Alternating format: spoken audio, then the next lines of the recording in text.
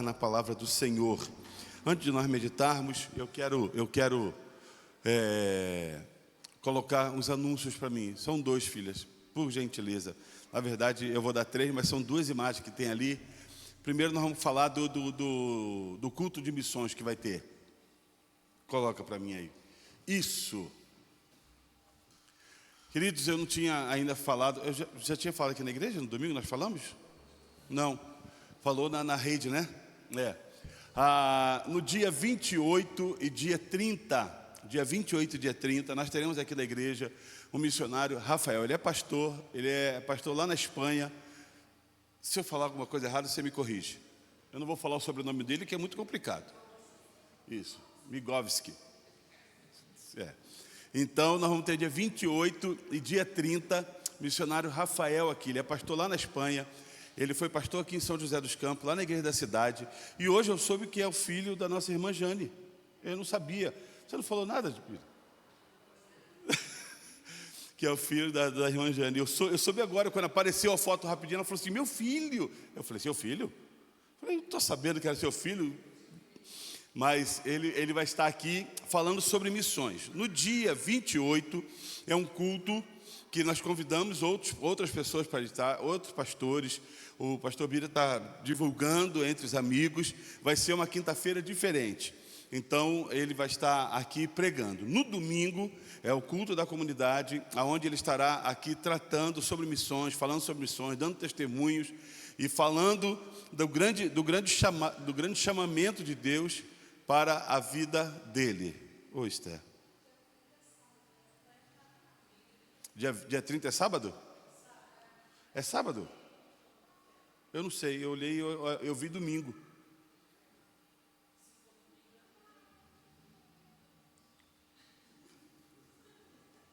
Agora, irmão, vão ser 2 dias. Nós vamos acertar isso aí. Dia 30, eu crente que era sábado. Crente que era domingo. E eu estou falando para todo mundo que é domingo. Então, mas dia 28 está certo. Dia 28 é quinta-feira, não é isso? 29 sexta, 30, era só fazer uma conta rápida, né? Não era difícil fazer essa conta. Mas eu queria que você viesse. No domingo, que quando ele vier pregar, nós vamos recolher uma oferta especial. O pastor Rafael, ele é missionário. E irmãos, preste atenção no que eu vou falar. Se a vida de pastor, de missionário, dentro de um país que é totalmente aberto ao evangelho, não é fácil, é uma luta. Num país em que o coração das pessoas estão congelados, uma igreja de 30 pessoas lá é festa, é catedral, como o pastor Bira falou, é catedral. Então, nós queremos levantar uma oferta no dia que ele vier aqui na igreja, uma oferta missionária, para poder abençoar. E eu gostaria que você já se preparasse para isso. Em nome de Jesus. Me pegou de surpresa. Pegou nada, estou avisando antes, para que você possa se preparar, para que você possa orar, para que você possa deixar Deus falar no seu coração e nós abençoarmos a vida do Rafael. Vai estar aqui nesses 2 dias. Coloca para mim agora sobre a marcha, filha, por gentileza.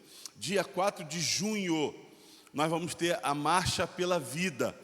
A Marcha pela Vida. Vai ser dia 4 de junho, a concentração vai ser lá na Praça Afonso Pena, lá no centro da cidade, e vamos descer para o Parque da Cidade. Todos esses cantores aí que você está vendo, vai estar aqui no dia. Gabriel Guedes, Paloma Posse, 3 Palavrinhas, o restante eu não conheço. Vai estar, eu sei que ali está Bianca Azevedo, que é a esposa do pastor Mateus, lá da igreja do pastor Anselmo. Outra eu não enxergo e eu também não sei quem que é, não estou enxergando. Mas dia 4 de junho, eu gostaria que a igreja fosse. Eu quero ver se no domingo nós trazemos as camisas. A camisa ficou muito bonita, para que você possa adquirir uma camisa. Não sei o valor ainda, mas eu queria trazer para que você pudesse comprar uma camisa e todos juntos nós podemos ir. Às 11 horas vai ser a concentração lá na Praça Afonso Pena. É um feriado. Dia 4 de junho é feriado, não é isso? Não é feriado? É feriado, virou agenda da cidade essa marcha. Então tem que ser sempre 4 de junho. Todo 4 de junho tem a marcha. porque virou agenda da cidade e aí não pode mudar. Mas eu não sei se cai na quarta ou na quinta. Quinta-feira. Então, numa quinta-feira. Nessa quinta-feira nós não teremos culto, porque estaremos lá. Ok? Dia 4 de junho. Vai ser uma festa e eu gostaria que você estivesse. Nós fazemos parte da liderança, da liderança da marcha, e eu queria que você pudesse participar, porque vai ser top. Domingo nós teremos a apresentação do Lorenzo. Então não falta culto não, irmãos. Vem para cá prestigiar esse dia especial. Lorenzo vai estar, nós vamos fazer a consagração, a dedicação desse menino. E depois de Menara, vai para o hospital, sai do hospital, vem para o hospital, sai do hospital. Vem não, vai, né? E agora, graças a Deus, ela está bem, está em casa. E o Lorenzo está crescendo, engordando a cada dia mais e mais. Está uma bola. E eu gostaria que você não faltasse. Vamos junto prestigiar. Eu ia falar que domingo eu ia vir com a camisa da marcha, mas não tem como, né, irmão? Camisa da marcha, dedicação, foto, para guardar para daqui a 10 anos eu com camisão da marcha. Mas eu vou trazer, a Débora vem vestida com a minha camisa da marcha. Não vem não, né? Eu também acredito. E eu gostaria que você pudesse participar, ok? Sábado nós temos encontro de mulheres. Então você, mulher, que deu o seu nome, venha, participe e fale aí com a pastora, fale com a Flávia, se ainda há alguma necessidade que você possa ajudar. Aquele bolo na saída ali era para comer na entrada? Nós vamos comer na saída. Na saída, irmãos, tem um bolinho ali de maracujá. Porque eu ia abrir. Aí eu falei, será que alguém deixou guardado aqui? Né? Será? E aí a gente fica aquele negócio... Abre, não abre, pega, não pega. Vai falar que o pastor emagreceu, mas continua guloso. Então, eu estou melhor deixar quieto. Hã? E a Andréia fez café. O café da Andréia, cadê a Andréia? Não vem com essa, Andréia. Acho bom ter ficado bom, viu? Que eu já estou fazendo propaganda. E o café ali da Andréia, na saída, você pode tomar um cafezinho com um bolinho de maracujá para você dormir calminho, irmãos. Calminho, é bênção. Vamos meditar na palavra do Senhor. Eu quero, nessa noite, compartilhar com os irmãos uma palavra: esperança em Deus nos dias difíceis. Quantos passam ou têm passado por dias difíceis? Só eu? Não, tem mais gente, né? Dias difíceis batem a nossa porta direto. Não é verdade? Hoje de manhã, quinta-feira, eu vou na quinta-feira de manhã, lá na SJK, e aí a pastora falou assim, e aí, meu bem, como é que está aí? Aí eu falei, tem 2 carros. Falei uma palavra que eu não vou falar de púlpito, e falei, mas não é palavrão não, viu, irmãos? O pastor não pode falar de púlpito, porque eu não falo. Mas eu falei, 2 carros. Ela falou, ora, filho, ora, porque vai melhorar. Né? Acho que esfriou, o pessoal tem medo de lavar carro, porque o carro pode ficar resfriado, né? Então, ora. E aí eu falei, Senhor, Tu sabe de todas as coisas, e está tudo bem. E está tudo bem mesmo. E eu sei que quando eu saí, quando a Natália chegou, o valor que normalmente a gente costuma fazer no dia já estava quase com meio-dia, com 3, 4 carros.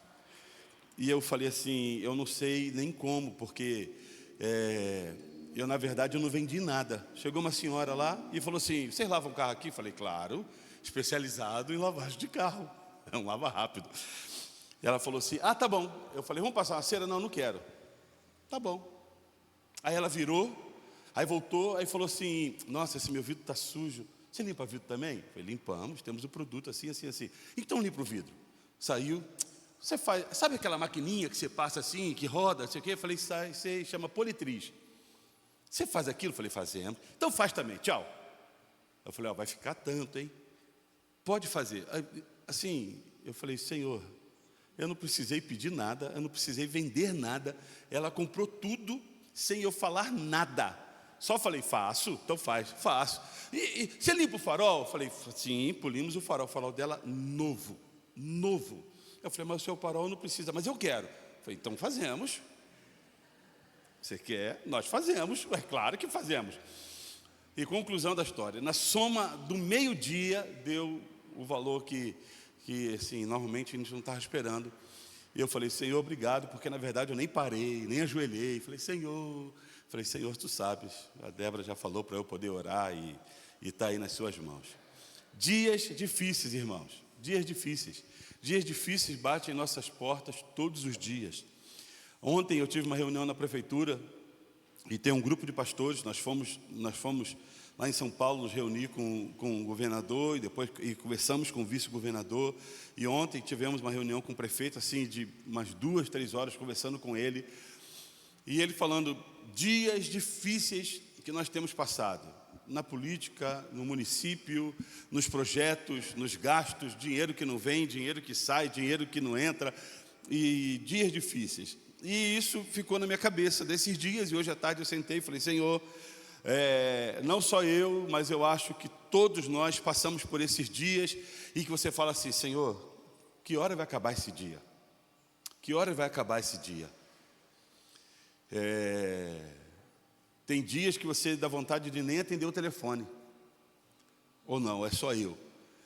Teve um dia que meu telefone, 6h30 da manhã, eu falei, Jesus, tem misericórdia, mas é assim já, começa cedo, assim, nessa pegada mesmo.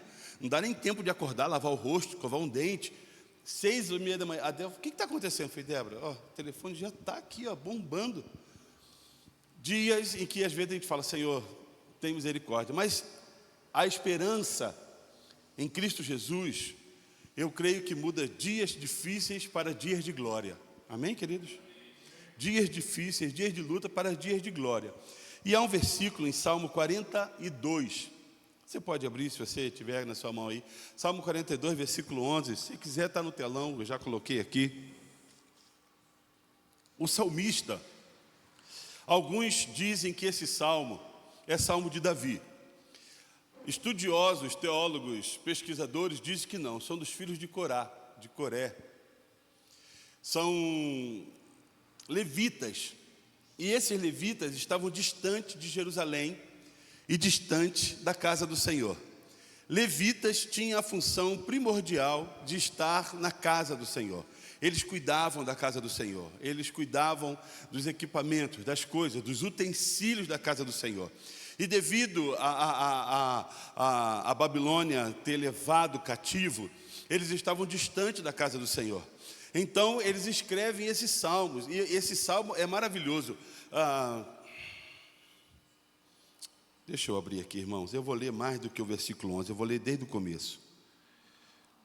Porque esse salmo é lindo. Eu ia ler só o 11, mas eu vou ler ele até o 11. Eu amo, sai fora. Ixi, alguém me presta uma Bíblia aí, vai.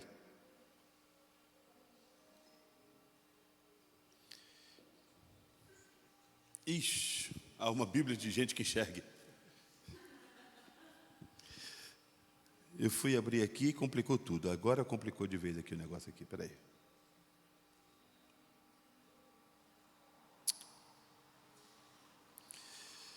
Vamos lá. Salmo 42. Vocês entenderam? Os filhos levitas distantes da casa do Senhor. E olha como eles escrevem esses salmos.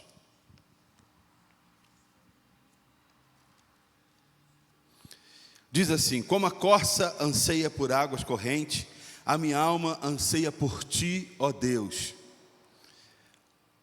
A minha alma tem sede de Deus, do Deus vivo. Quando podereis entrar para apresentar-me a Deus? São os levitas dizendo, quando eu vou entrar? Quando eu vou voltar para poder adorar? Não me atentei que estava aí no telão. Puxa vida, você não falou? Minhas lágrimas têm sido o meu alimento, de dia e de noite. Pois me pergunta o tempo todo, onde está o Senhor? Onde está o seu Deus? Quando me lembro dessas coisas, choro angustiado. Pois eu costumava ir com a multidão, conduzindo a procissão à casa de Deus, com cantos de alegria e de ações de graças, em meio à multidão que festejava. Por que você está assim tão triste, a minha alma? Por que está assim tão perturbada dentro de mim?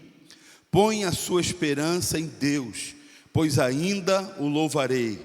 Ele é o meu Salvador e o meu Deus. A minha alma está profundamente triste.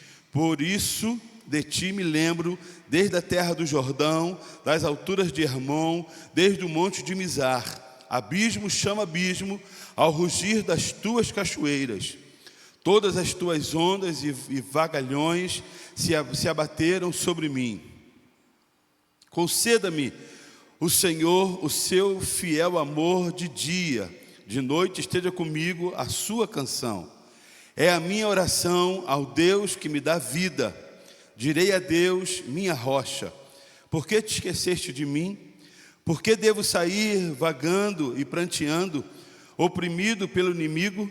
Até os meus ossos sofrem agonia mortal, quando os meus adversários zombam de mim, perguntando-me o tempo todo: onde está o seu Deus? Por que você está assim tão triste, ó minha alma? Por que está assim tão perturbada dentro de mim? Ponha a sua esperança em Deus, pois ainda o louvarei. Ele é o meu Salvador, o meu Deus.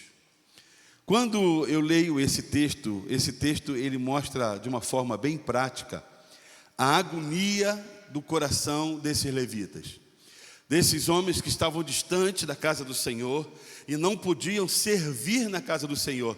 E não servindo, eles se entristeciam, a alma deles se agoniavam por estar distante. E os inimigos zombavam: onde está o seu Deus? Onde está o seu Deus agora? E ele fala: Senhor, por que eu estou passando tudo isso? E às vezes nós temos essa mesma pergunta: Senhor, por quê? Por que isso está passando dentro de mim? E aí nós queremos às vezes jogar na cara de Deus algumas coisas que nós fazemos. Eu sou fiel ao Senhor, eu sou dizimista na sua casa, eu vou em todos os cultos, eu não falto culto. E por que eu estou passando isso? Pois bem, quando nós lemos esse texto nos mostra que mesmo aqueles que pertencem ao Senhor passam por agonia. Mesmo aqueles que pertencem a esse Deus poderoso, a esse Deus vitorioso, também passam por lutas e sofrimentos. Mas o texto nos deixa uma esperança. Porque se está assim, eu ainda o louvarei. Eu ainda o louvarei. Ou seja, mesmo em meio às lutas e tormentas, o meu louvor sairá dos meus lábios. O meu louvor continuará sendo entregue a quem de direito. Então esse texto traz para mim e para você uma esperança, que mesmo em meio às lutas e problemas, há uma esperança. E essa esperança tem que nutrir nosso coração. Pastor, o que é esperança? É o sentimento de confiança e a crença de que algo desejado irá acontecer, representando uma expectativa positiva em relação ao futuro. A última frase diz: uma expectativa positiva em relação ao futuro. Essa determinação não é uma determinação cristã, é uma determinação da língua portuguesa. O que é esperança? Mas nos deixa de forma poderosa o entendimento. É um sentimento de confiança. É uma crença em que algo irá acontecer. Mesmo em que eu e você estivermos passando por lutas, por problemas, por sofrimento, é algo que desejamos que vai acontecer e que tem prazo de validade. Já já passa, já já acaba, já já tudo vai ficar bem. O tempo da luta tem prazo de validade e logo depois da luta virá a bonança. Sabe aquele texto: o choro dura uma noite e a alegria vem pela manhã? É exatamente isso. Nós podemos até passar pelo vale da sombra da morte, mas não temeremos, porque sabemos que o Senhor está comigo e contigo. Amém, queridos? Você está aqui, não vai embora não, fique aqui comigo, que eu vou ser breve. Sabemos que o Senhor está em nós e agindo por nós, quando nós passamos por essas lutas. Então, guarde no seu coração, assim como eu guardo no meu, toda tempestade tem prazo de validade. Toda tempestade tem um prazo, porque logo depois dela vem o agir de Deus. E isso não quer dizer que Deus não está nos olhando no meio da tempestade. Que a sensação que dá assim: eu vou passar, depois Deus está lá. Não. Deus está aqui e Deus também está lá. Deus está aqui passando comigo, me dando sabedoria para poder passar, mas acima de tudo, também Ele sabe do meu futuro e planeja a minha vida em todas as coisas. Quando eu pego esse texto, eu destaco 4 coisinhas que eu gostaria de compartilhar com você.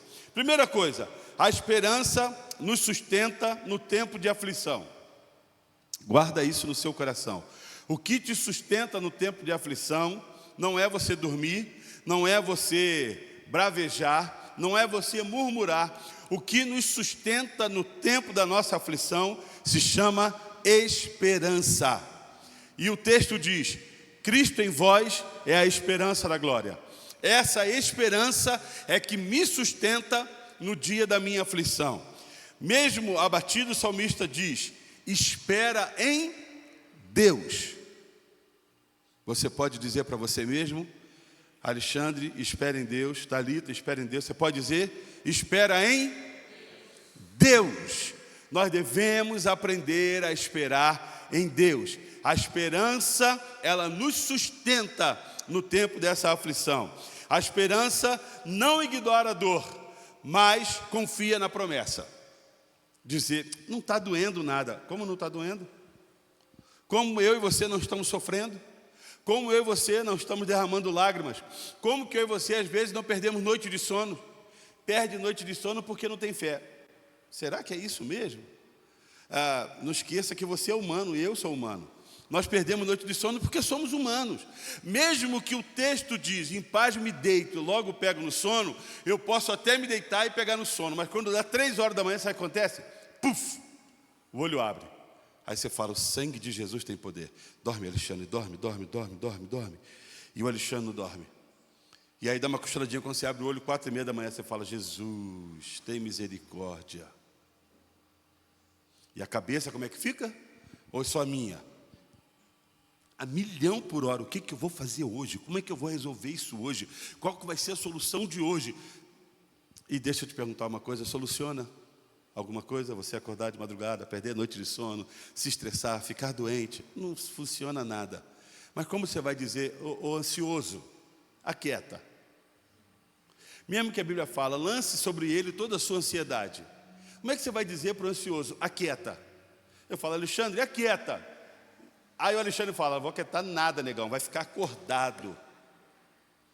E aí senta na cama, vai no banheiro, rola, senta, Robson vem, a Débora acorda, porque é outra que acorda também toda hora, e acorda, e aí só a mãozinha dela assim, ó.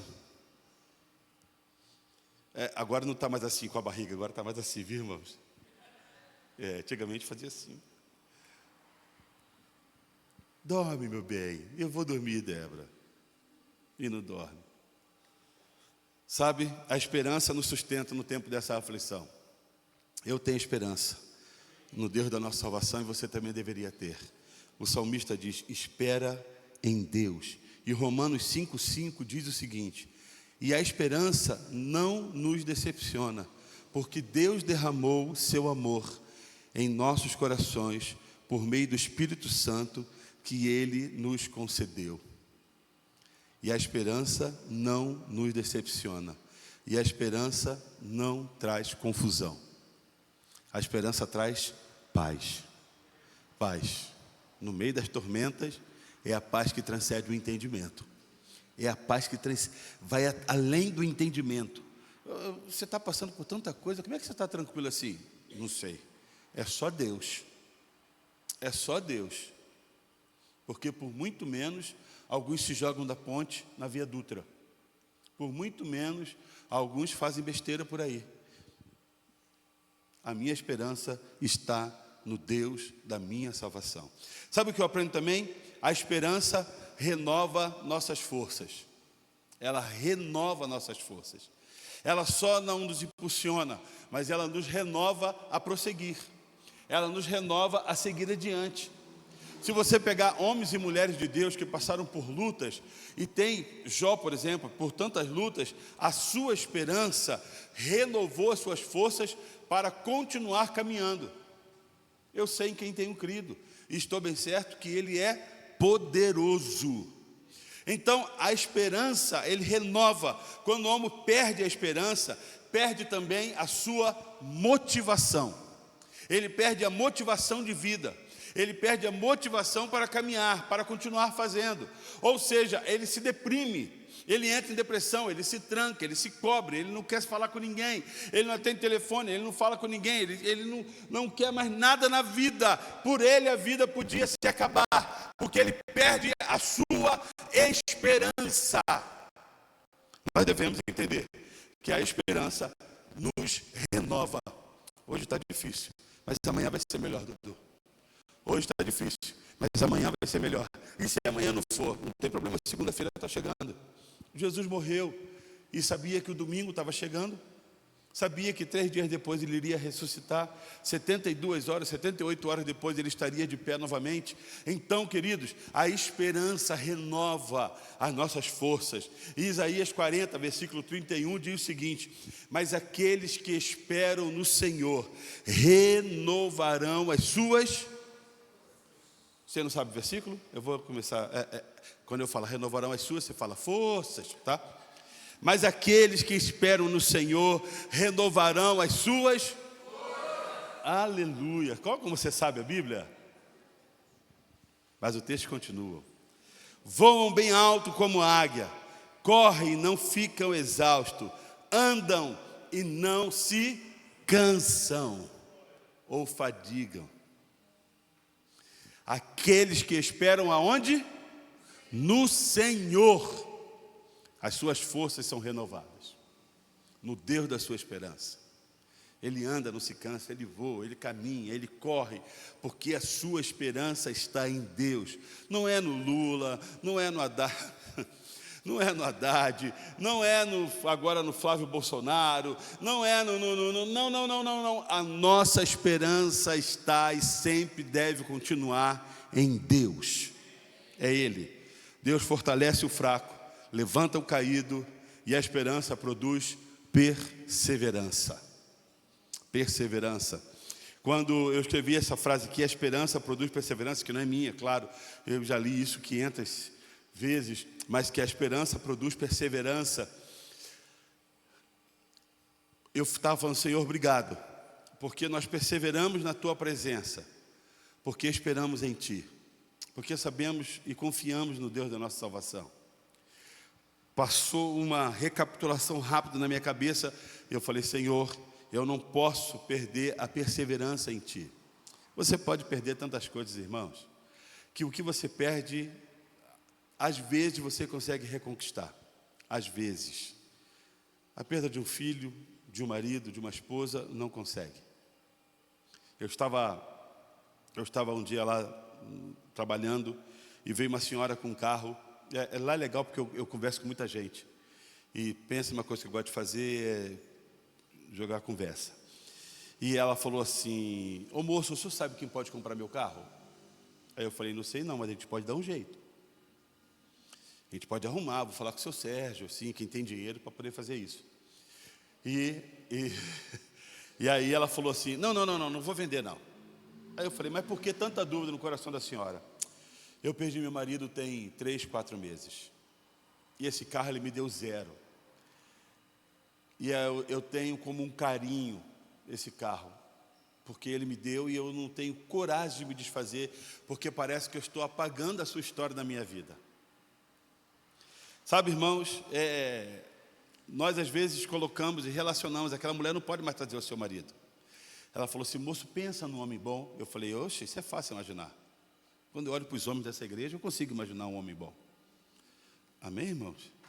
Pô, me ajuda aí, viu? Pensa num homem bom, um homem que me agradava o tempo todo, um homem que eu pensava, ele já chegava. Falava, eu queria me casar com um homem desse também. Não. Mas ela falando, eu falei assim, senhora, a maior lembrança que a senhora pode ter do seu marido não é os bens que ele deixou para a senhora. É ele guardado e registrado no seu coração, daquilo que ele foi e que pode perpetuar o que ele é, das suas lembranças e daquilo que mudou a sua vida. O olho dela encheu de lágrimas e falou assim, obrigado, moço. Eu vou pensar direitinho e eu volto aqui. A esperança produz essa perseverança. E é importante você entender isso, perseverar. Muitas pessoas viram as costas, esquecem, abandonam, não querem mais, porque acham que as suas lutas foram maiores do que o seu Deus. Não existe luta maior do que o seu Senhor. Não existe luta maior do que o Deus da sua salvação. Então eu quero te convidar a você perseverar. Mesmo sendo contra, as correntes sendo contra, a maré sendo contra, as ondas sendo contra, persevere no Deus da sua salvação. Outra coisa que eu aprendo é que a nossa esperança está em Cristo. A verdadeira esperança não está nas circunstâncias, mas em Jesus. Não são as circunstâncias, é no Senhor de todas as coisas. 1 Timóteo capítulo 1, versículo 1 diz o seguinte: Paulo, apóstolo de Cristo, por ordem de Deus, nosso Senhor, e de Jesus Cristo, diz: a nossa esperança. Cristo, Jesus, a nossa esperança. Tudo é passageiro. Tudo é passageiro. Passa. Só existe uma coisa que não passa: a sua palavra. O texto diz isso: passará os céus eternos, mas a sua palavra não há de passar. Não passará. Jesus é o mesmo ontem, hoje, é o Deus da eternidade. Paulo fala isso aqui a Timóteo. Cristo é a nossa esperança, Timóteo. Guarda o teu coração, guarda a tua vida, guarda a sua esperança em Cristo Jesus. Essa palavra de Paulo continua ecoando em 2026 num culto na sala do Pai. Igreja, Cristo é a nossa esperança.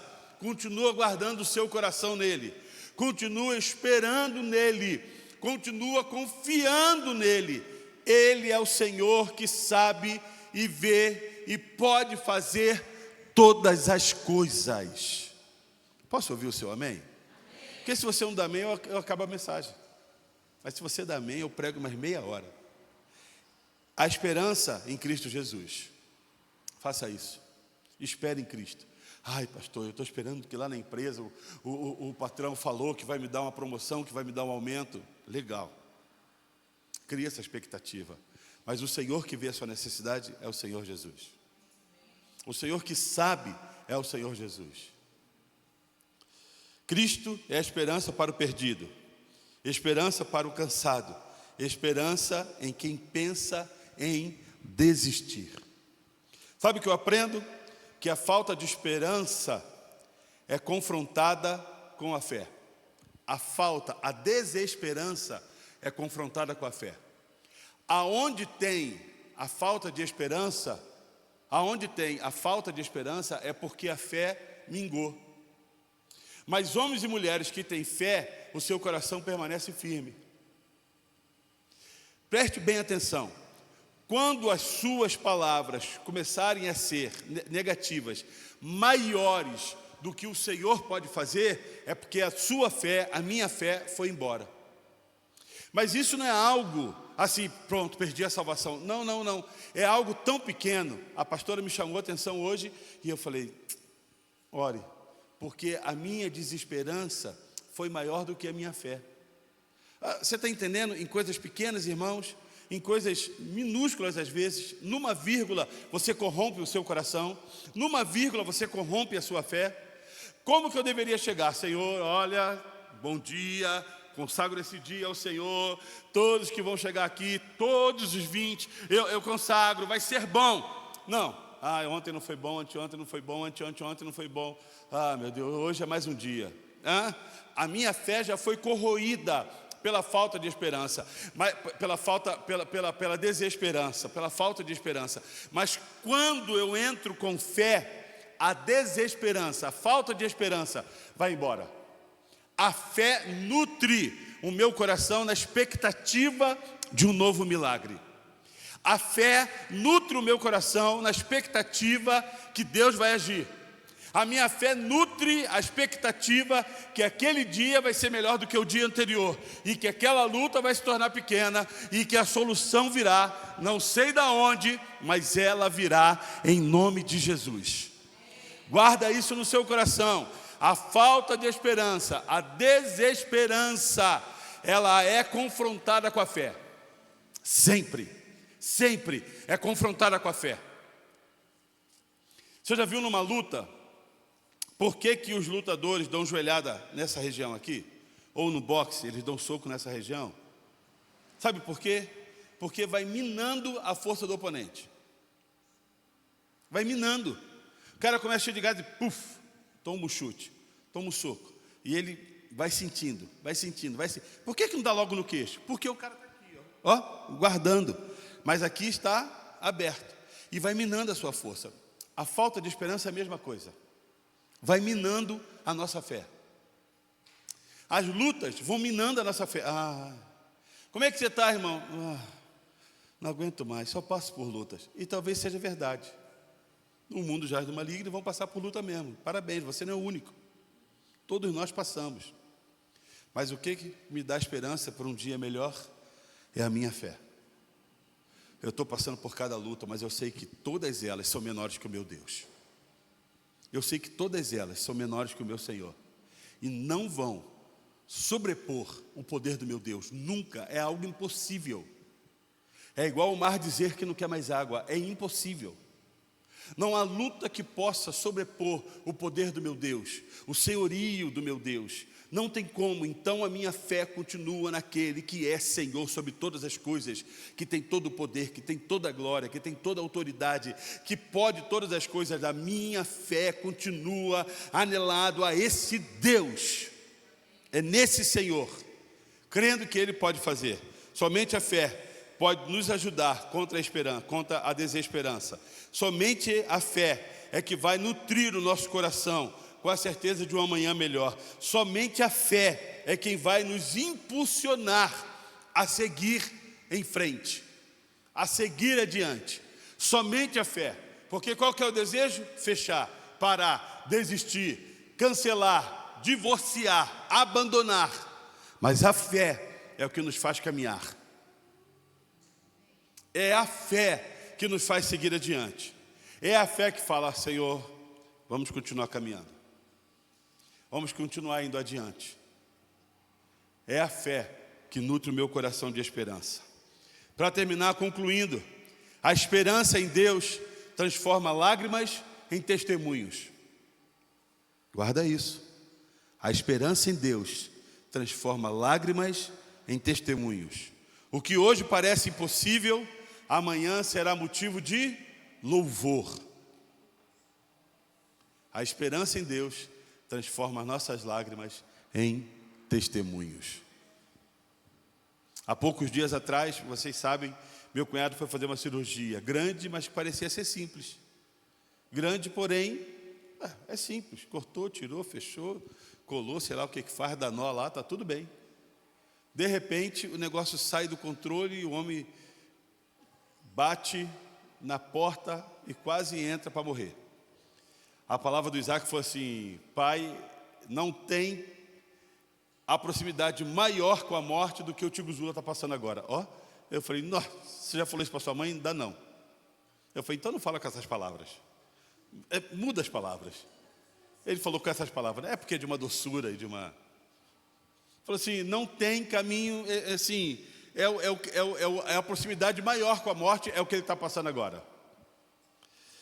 A esperança em Deus transformou essas lágrimas em testemunhos. É pura esperança, irmão. E ele falava assim: pai, essa noite eu não sei, porque ele tinha acesso ao prontuário, porque é o mesmo sistema de hospital daqui de São José e de Americana. Então ele podia entrar no prontuário lá remotamente daqui. Então ele entrava, olhava, falava: ixi, pai. Um dia eu fui pegar no hospital e falou assim: não sei não, essa noite vai ser uma briga, hein? Acho melhor o tio Guzula ser forte. Eu falei, coloquei volume no meu telefone, que vai receber telefonema e vai tocar no meu para eu falar com ela. Falei: Jesus, me dá uma noite de paz, porque eu tenho que viajar para Americana se alguma coisa acontecer.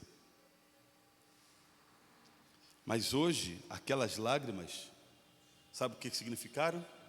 Testemunhos. Porque todos oraram, os crentes oraram, os não crentes oraram, os crentes oraram, os não crentes pediram para os crentes orar, e assim foi. Porque quem é crente ora, quem não é, pede para o crente orar. E se estiver assistindo, se torna crente, velho. Então, Entendeu? Mas as lágrimas se tornaram testemunho. E na hora que meu cunhado estiver bem, sabe o que ele vai fazer? Ele tem que testemunhar sobre isso. Falar, irmão, você bateu lá na porta e Deus falou assim, olha, é melhor você voltar. Ainda tem mais umas continhas para você pagar, você tem que pagar o jantar do Alexandre. Volta. Para que você possa entender. Primeira coisa, não desista. Fala para quem está do seu lado aí, por favor. Diz assim, Danilo, não desiste. Fala aí. Não desiste. Ixi, mas está tão baixinho esse negócio. Você está falando, né? Está só. Não desiste. Agora você vai falar de novo. Continue orando. Não orou ainda, irmãos? Então, volte, comece a orar. Agora você vai falar de novo. Espere no Senhor. E por último, o tempo de Deus é perfeito. Fala, Renata, para o Danilo. Fala. Ele não acredita, mas fala para ele. O tempo de Deus é perfeito. Não desista. Continue orando. Espere no Senhor. E o tempo de Deus é perfeito. É perfeito. Você acredita no tempo de Deus, irmão? Aí talvez o pregador xarope fala assim, então por que você desespera? Eu tinha que falar, então por que você desespera? Porque somos humanos. Mas nós sabemos que o tempo de Deus é perfeito. Nós sabemos disso. Então descansa o teu coração. E aí nós vamos lá no salmista, quando ele fala, por que está abatida, ó minha alma? Por que te perturbas dentro de mim? É interessante, dentro de mim. Por que você está perturbada, a alma? Por que essa ansiedade? Por que essa falta de sono? Por que essa crise? Por que te perturba? Porque nós somos humanos. E aí, espere em Deus, pois ainda nós vamos louvar a Ele. Amém, queridos? Vamos ficar de pé?